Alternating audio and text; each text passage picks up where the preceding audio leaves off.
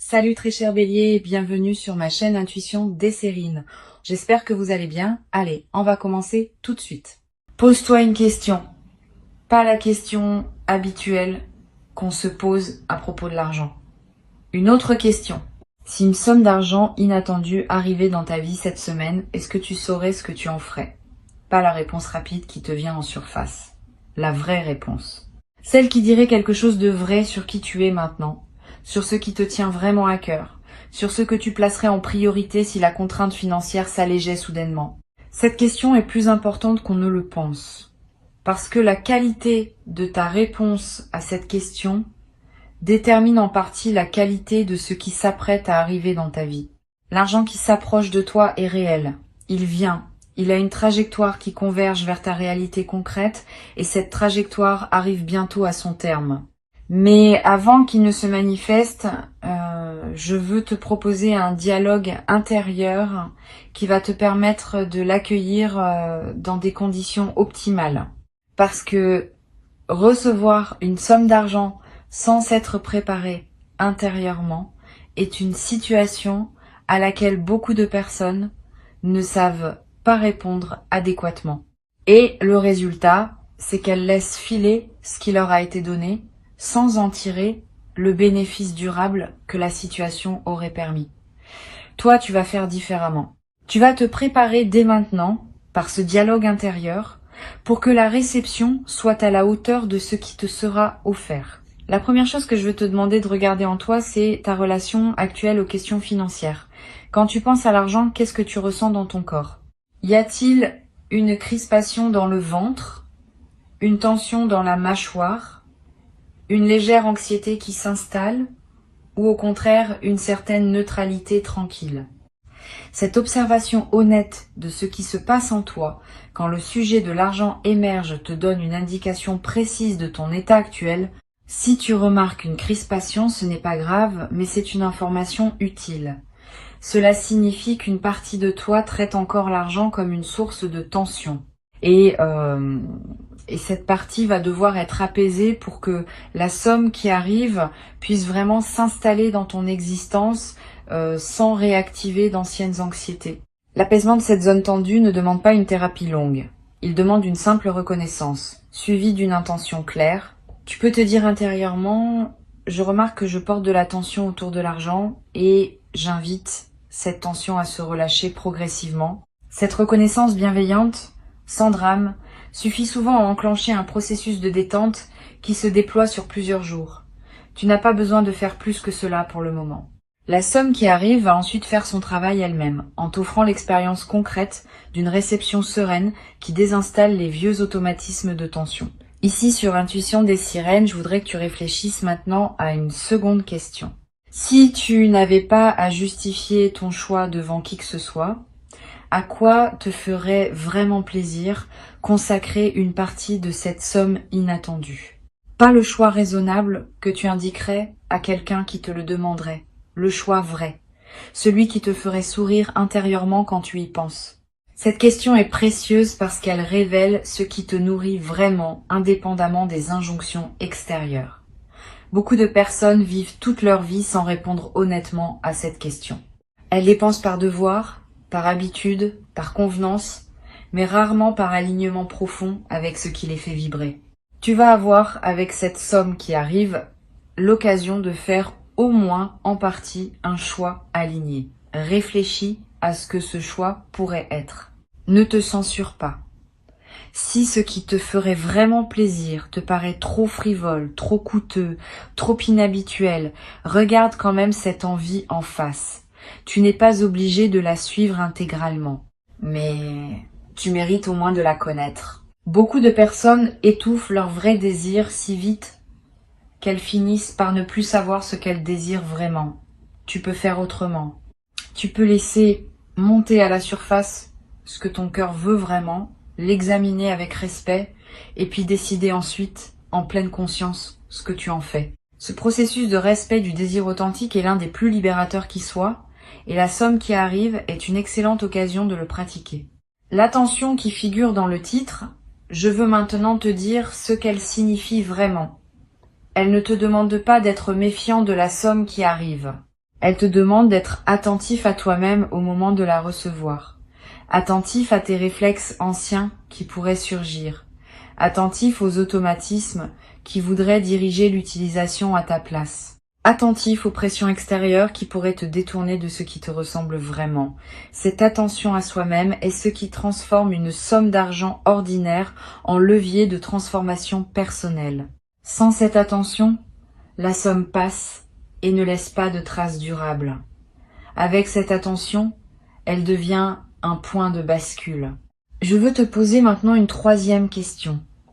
Quels sont les rêves que tu portais et que tu as mis de côté à cause de contraintes financières? Pas les grands rêves dramatiques. Les petits rêves discrets que tu as renoncé à formuler à voix haute parce qu'ils te paraissaient trop coûteux, une formation que tu voulais suivre, un voyage que tu voulais faire, un objet qui te tient à cœur, une activité que tu voulais essayer, un don que tu voulais faire à quelqu'un. Tous ces petits rêves discrets méritent d'être ressortis du tiroir intérieur où tu les avais rangés. Pas pour culpabiliser de les avoir reportés, pour les revoir avec un œil neuf dans le contexte de la possibilité qui s'ouvre maintenant. Tu vas peu être réalisé en faisant ce travail que certains de ces rêves discrets n'étaient pas si coûteux que tu le pensais. Que d'autres pourraient être réalisés au moins partiellement avec la somme qui arrive, que d'autres encore demanderaient encore un peu de patience mais sont désormais plus accessibles qu'avant. Cette redécouverte de tes propres rêves discrets est l'un des cadeaux indirects de la situation qui s'ouvre. Tu vas peu être trouvé dans cette liste une ou deux choses que tu peux désormais te permettre et qui vont enrichir ta vie d'une manière que tu n'avais plus espéré depuis longtemps. Sur Intuition des Sirènes, je tiens à préciser une chose qui peut éviter une erreur commune. Quand une somme d'argent arrive, beaucoup de personnes se précipitent pour réaliser plusieurs rêves en même temps, parce qu'elles ont peur que la somme se dissipe avant d'avoir tout couvert. Cette précipitation produit souvent une dispersion qui dilue le plaisir de chaque rêve réalisé. Mieux vaut choisir un ou deux rêves à honorer pleinement et garder le reste pour plus tard, quand d'autres opportunités se présenteront. La concentration est l'ami de la qualité. La dispersion est l'ennemi de la satisfaction. Cette compréhension simple peut transformer la manière dont tu utiliseras ce qui te sera donné. Tu vas peu être te demander, quand la somme arrivera, s'il faut en parler à quelqu'un de ton entourage. Cette question est importante, et la réponse n'est pas universelle. Elle dépend des personnes spécifiques qui composent ton entourage. Certaines vont se réjouir avec toi sans réserve. D'autres vont projeter leur propre frustration financière et risquer de gâcher subtilement ton plaisir. D'autres encore vont commencer à formuler des demandes qui te mettront mal à l'aise. Choisis donc avec soin à qui tu confies cette information. Tu n'as aucune obligation de transparence totale. Tu peux garder une partie de ce qui te concerne pour toi, surtout dans les premiers temps où tu intègres la nouveauté. Je voudrais te poser une quatrième question. Quelle partie de cette somme te ferait du bien à long terme plutôt qu'à court terme? Pas par devoir d'épargner. Par souci de prolonger l'effet bénéfique de ce qui t'est donné. Une partie qui pourrait être investie dans quelque chose qui produira encore des effets dans plusieurs années. Une partie qui pourrait servir à payer une dette qui pesait sur toi. Une partie qui pourrait être mise de côté pour un projet futur que tu sens venir, mais qui n'est pas encore assez clair pour être réalisé immédiatement. Cette part orientée vers le long terme est précieuse. Elle prolonge l'effet de la somme bien au-delà du plaisir immédiat. Et elle te connecte à une vision plus mature de ta propre vie financière. L'équilibre idéal, à mon sens, entre plaisir immédiat et investissement long terme n'est pas universel. Il dépend de ta situation et de tes priorités. Mais une bonne règle générale consiste à ne pas laisser une somme inattendue se dissoudre intégralement dans des dépenses qui ne laissent pas de traces. Garde au moins une part pour quelque chose de durable. Cela peut être de l'épargne pure. Cela peut être un investissement modeste dans un projet. Cela peut être quelque chose que tu garderas et qui te servira pendant des années. Cette partie durable transforme l'événement financier ponctuel en construction qui s'inscrit dans le temps. Une cinquième question que je veux te poser concerne les personnes que tu pourrais avoir envie d'aider avec cette somme. Y en a-t-il dans ton entourage? Si oui, fais attention à un point précis. L'aide que tu offres devrait venir d'un débordement de joie et non d'une obligation morale ou d'une culpabilité. Si tu sens, en pensant à aider quelqu'un, un élan léger, suis-le. Si tu sens, à la place, un poids, une obligation, une crainte, de paraître égoïste, si tu n'aides pas, sois prudent. Aider depuis une obligation forcée transforme le don en fardeau, à la fois pour toi et pour la personne qui reçoit. Aider depuis le débordement transforme le don en cadeau réciproque qui réjouit les deux parties. Tu n'es pas obligé d'aider tout le monde dès qu'une somme te tombe entre les mains. Cette compréhension est importante. Ta première responsabilité quand tu reçois est de te recevoir toi-même pleinement. Si tu te précipites pour distribuer avant d'avoir bien intégré ce qui t'est donné, tu rates l'occasion d'expérimenter pleinement la réception. Et cette expérience pleine de la réception est précisément ce qui ouvre la porte à de futures réceptions. Permets-toi donc de garder, au moins dans un premier temps, l'essentiel pour toi. Tu pourras toujours redistribuer plus tard depuis un état d'abondance véritable, plutôt que depuis l'urgence ou la culpabilité. Je voudrais maintenant te demander d'examiner une dernière question, peut être la plus importante. Si cette somme inattendue était la première d'une série de manifestations financières favorables, quelle posture intérieure veux-tu cultiver pour rester aligné dans la durée? Parce que oui, ce qui s'apprête à arriver pourrait bien n'être que le premier signal d'un changement plus large dans ta relation à l'abondance. Et dans ce cas, la manière dont tu accueilles cette première manifestation va calibrer ton système intérieur pour ce qui suit. Si tu accueilles avec sérénité et discernement, tu prépares la suite à arriver dans les mêmes conditions. Si tu accueilles dans la précipitation ou la peur, tu risques de fermer le canal qui voulait s'ouvrir plus largement. La posture juste pour accueillir ce qui arrive et préparer la suite consiste en quelques éléments simples. La gratitude sincère, sans en faire trop. Le discernement dans l'utilisation, en honorant à la fois le plaisir et la durée. La discrétion choisie, pour protéger la qualité de ce que tu vis. La présence à toi-même, pour que les choix faits soient vraiment les tiens. Cette posture peut sembler évidente quand on l'énonce, mais elle est rare quand vient le moment de la pratiquer. Beaucoup de personnes la perdent dans l'effervescence de la nouveauté. Toi, tu peux la maintenir parce que tu as pris le temps de la préparer mentalement avant que l'événement arrive. Tu vas peu être éprouvé au moment où la somme se manifestera, une émotion particulière qui ressemble à un mélange de joie, d'incrédulité et de calme. Ce mélange est typique des réceptions bien préparées. Tu n'auras pas l'excitation pure qui submerge et qui passe. Tu auras une émotion plus dense, plus consciente, qui te permettra de vraiment goûter le moment. Ce goût conscient de la réception est ce qui distingue les expériences qui marquent durablement de celles qui passent sans laisser de traces. Tu vas ressentir cette densité émotionnelle et tu vas en garder un souvenir précieux qui te servira de référence pour toutes les futures réceptions, financières ou autres. Sur Intuition des sirènes, j'aime souligner que les questions qu'on se pose avant un événement déterminent en grande partie la qualité de ce qu'on vit pendant l'événement. Tu viens de te poser plusieurs questions importantes. Tu as réfléchi à ta relation actuelle à l'argent. Tu as identifié ce qui te ferait vraiment plaisir. Tu as ressorti des rêves discrets qui méritaient d'être revus. Tu as pensé à la part qui pourrait servir au long terme. Tu as examiné la question de l'aide à apporter aux autres. Tu as réfléchi à la posture intérieure que tu veux maintenir. Ce travail préparatoire ne sera pas perdu. Il va se déployer dans ton expérience effective de la réception, donnant à ce moment une profondeur que la plupart des personnes ne connaissent jamais. Je voudrais te parler maintenant d'une dimension à laquelle on pense rarement. La somme qui arrive va affecter ton sommeil dans les nuits qui suivront, pas seulement parce que tu seras content, plus profondément. Quand un soulagement financier réel se produit, le système nerveux qui portait peut être une vigilance chronique liée aux questions matérielles, peut enfin se relâcher. Tu vas peut-être dormir d'un sommeil plus profond que d'habitude. Tu vas peut-être faire des rêves apaisants. Tu vas peut-être te réveiller plus reposé sans pouvoir précisément l'expliquer. Cette amélioration corporelle est l'un des effets indirects mais réels de la réception. Elle confirme à ton corps que tu peux baisser une garde que tu portais depuis longtemps. Cette baisse de garde corporelle peut se prolonger. Tu vas peu être remarqué dans les semaines qui suivent que ta fatigue chronique diminue, que ton appétit se régule différemment, que des tensions habituelles se relâchent.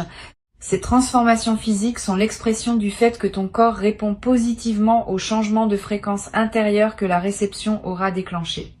Profite de ces transformations, ne te précipite pas pour reprendre des rythmes intenses qui réinstalleraient la tension ancienne. Donne-toi le droit de fonctionner à un nouveau régime, plus posé, plus habité. Cette nouvelle qualité de présence à toi-même est l'un des cadeaux durables qui dépasse largement le simple aspect financier de ce qui arrive. Je veux ajouter quelque chose qui pourra peut-être te servir. La somme qui arrive a une histoire avant d'arriver chez toi. Elle a circulé, elle a transité, elle est passée par d'autres mains. Et au moment où elle arrive entre les tiennes, elle apporte avec elle une certaine énergie qui dépend de son trajet. La meilleure manière d'accueillir cette énergie est de mettre ton intention propre dans la somme, dès qu'elle arrive. Tu peux, par un simple geste mental, te dire que cet argent est désormais aligné avec qui tu es maintenant, qu'il sert tes priorités véritables, qu'il s'inscrit dans la trajectoire que tu choisis pour ta vie. Ce geste mental, qui peut sembler dérisoire, a un effet réel. Il personnalise l'argent qui te parvient et le met au service de ton parcours spécifique. Une autre dimension précieuse concerne la manière dont tu pourras parler de cette expérience plus tard, quand elle sera devenue un souvenir. Tu raconteras peut-être cette histoire à des proches, à des enfants, à des amis qui traverseront des phases plus difficiles. Et la manière dont tu raconteras va déterminer en partie l'effet inspirant ou non de ton récit. Si tu le racontes comme une chance pure qui pourrait ne plus jamais se reproduire, tu enfermes ce qui pourrait inspirer dans une narration close. Si tu le racontes comme la confirmation que les choses peuvent encore changer même quand on n'y croit plus, tu offres à tes interlocuteurs un témoignage qui peut nourrir leur propre espérance. Choisis cette deuxième manière de raconter.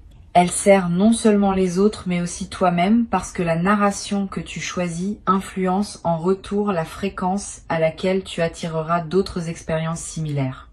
Tu vas être également développé à travers cette expérience un nouveau rapport à ce qu'on appelle la chance. Beaucoup de personnes croient à une chance aveugle qui distribue ses faveurs au hasard, et elles attendent passivement que cette chance les choisisse.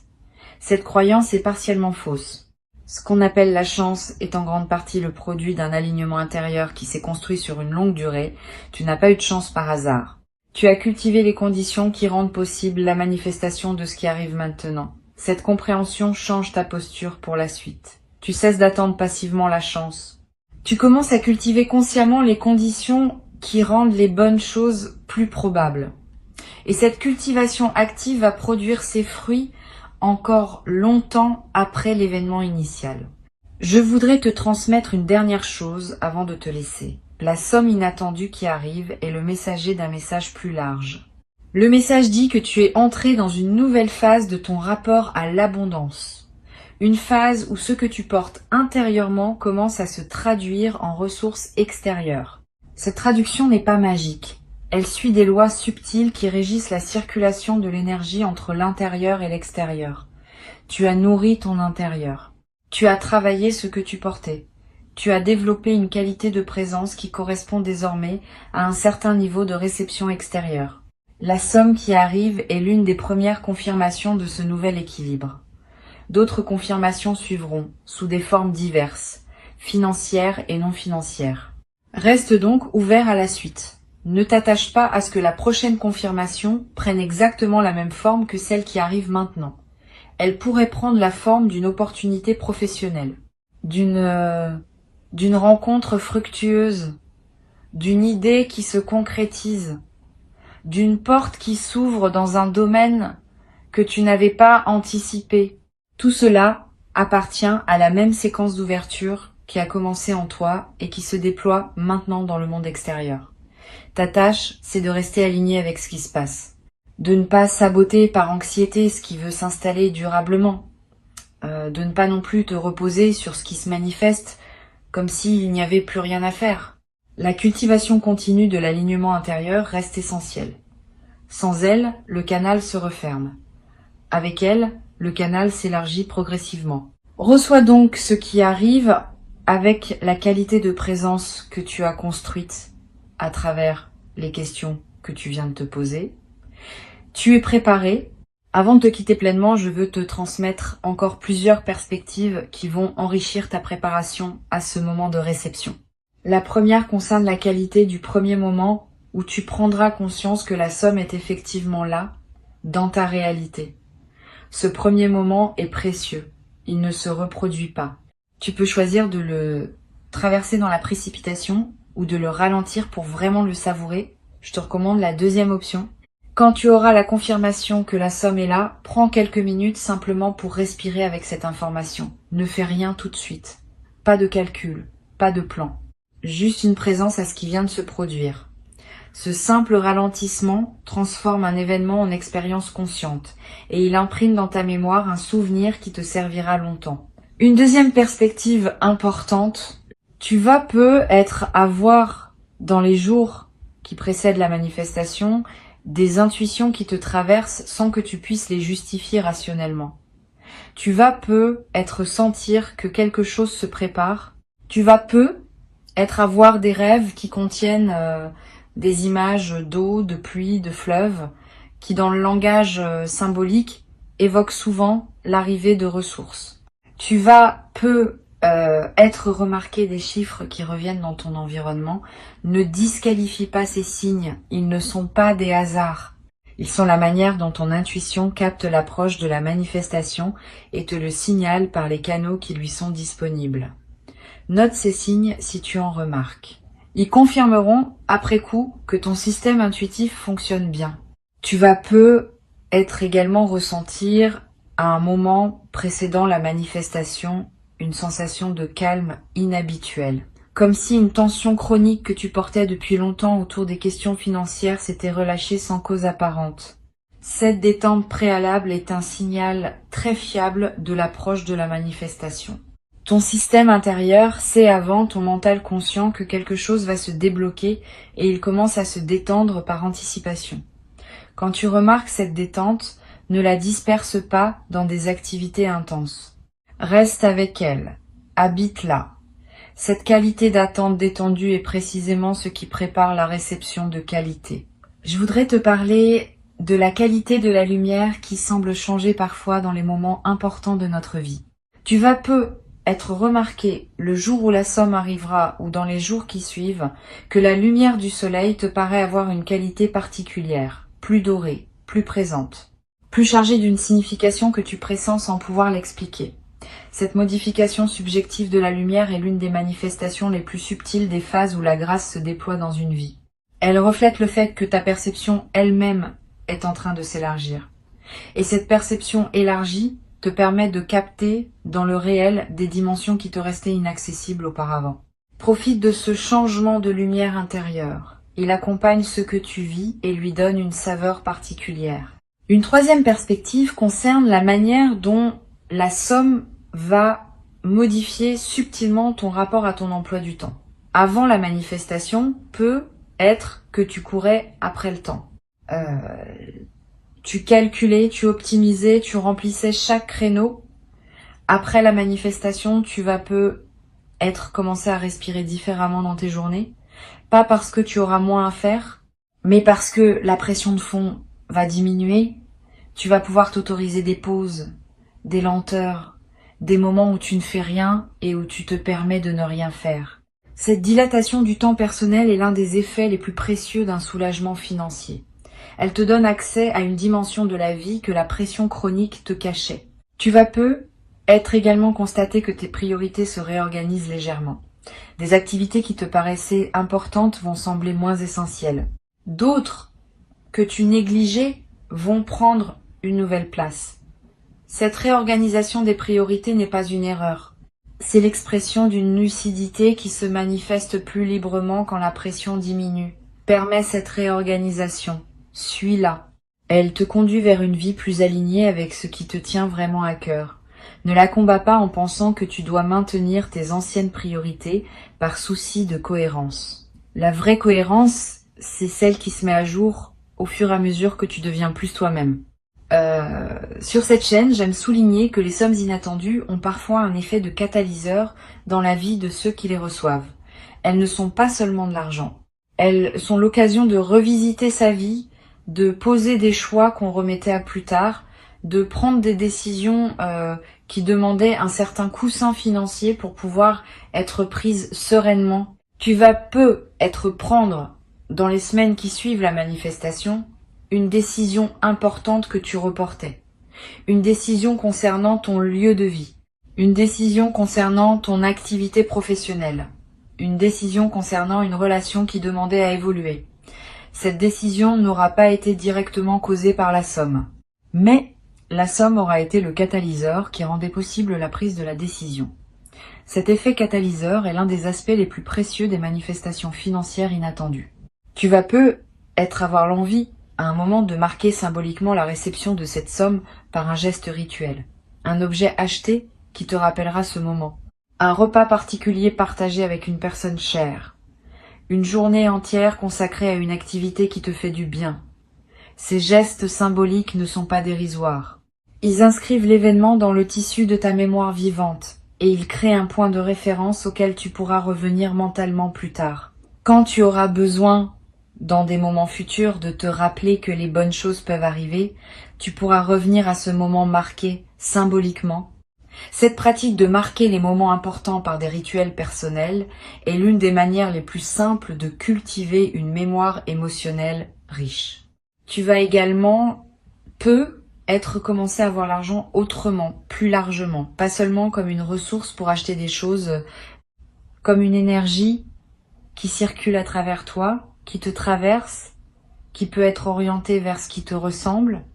Cette nouvelle vision de l'argent n'est pas philosophique abstraite, elle a des effets pratiques. Tu vas être commencé à dépenser différemment, avec plus de conscience, avec plus d'alignement entre ce que tu achètes et ce que tu es. Tu vas te rendre compte que beaucoup de tes anciennes dépenses c'était automatique, sans réelle satisfaction.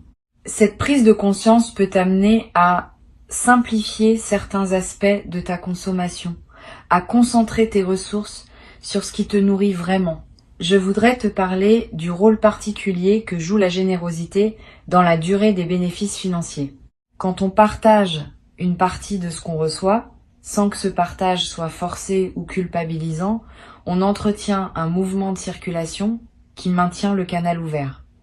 C'est pas un calcul, c'est une dynamique réelle. Les personnes qui retiennent tout par peur de manquer ferment souvent par cette retenue le canal qui voulait continuer à donner. Les personnes qui partagent un peu, depuis l'abondance et non depuis la culpabilité, gardent le canal ouvert. Cette différence subtile a des effets sur le long terme. Tu peux t'inspirer de cette compréhension pour décider dans la sérénité, d'une part de ce que tu reçois, qui pourrait circuler vers d'autres personnes ou vers une cause qui te tient à cœur. Pas par devoir, par alignement avec ta nature généreuse. Tu vas être traversé à un moment dans les semaines qui suivent une phase de léger doute. Tu vas te demander si tu as bien utilisé la somme, si tu n'aurais pas dû faire des choix différents, si tu n'as pas raté une meilleure option. Ces doutes sont normaux. Ils ne signifient pas que tu as fait des erreurs, ils signifient que tu es une personne consciencieuse qui se soucie de bien faire. Quand ces doutes surgissent, reviens aux raisons qui ont guidé tes choix. Tu as choisi en pleine conscience, au moment où tu choisissais. Tes choix étaient justes pour le moment où tu les as faits. Le fait qu'ils puissent paraître discutables a posteriori ne signifie pas qu'ils étaient mauvais. Cette compréhension te libère de la rumination inutile. Tu vas être également te demander si cette somme inattendue est vraiment méritée. Cette question est piégée. Elle suppose qu'il y aurait un mérite mesurable qui justifierait ou non ce qui te tombe entre les mains. La vraie réponse est plus simple. Tu ne mérites pas cette somme au sens d'une rémunération exacte d'efforts comptabilisables. Tu la reçois parce que tu as cultivé une disposition intérieure qui rend la réception possible. Cette disposition est elle-même le résultat de tout un parcours, Donc oui, tu as fait quelque chose pour mériter cela, mais ce quelque chose n'est pas mesurable de manière comptable. Cesse donc de te demander si tu mérites. Reçois simplement en sachant que la réception elle-même est une compétence qui se cultive et que tu l'as cultivée. Tu vas peut-être également ressentir l'envie à un moment de relire cette transmission. Reviens-y quand tu en auras besoin. Les questions que je t'ai posées peuvent te servir non seulement pour cette manifestation-ci, mais pour toutes les manifestations financières futures qui se présenteront dans ta vie. Elles forment un cadre de réflexion utile que tu peux mobiliser à chaque nouvelle réception. Cette appropriation des questions est l'un des bénéfices indirects de notre échange. Tu repars avec un outil de discernement qui dépasse l'événement spécifique qui s'apprête à se manifester. Tu sais ce qui te ferait vraiment plaisir, tu sais ce qui mérite de durer, tu sais à qui partager, tu sais quelle posture maintenir. Cette préparation va se transformer, au moment où la somme se manifestera, en une réception consciente qui honore à la fois le don, le donneur invisible, et toi-même comme destinataire légitime. Cette triple honneur est ce qui distingue les expériences financières profondes des simples transactions superficielles. Tu vas vivre une expérience profonde et tu vas en garder, longtemps après que l'argent lui-même aura été dépensé ou investi, un souvenir qui te nourrira chaque fois que tu en auras besoin pour te rappeler que les bonnes choses peuvent encore arriver dans ta vie à tout moment, dès que tu es prêt à les recevoir véritablement.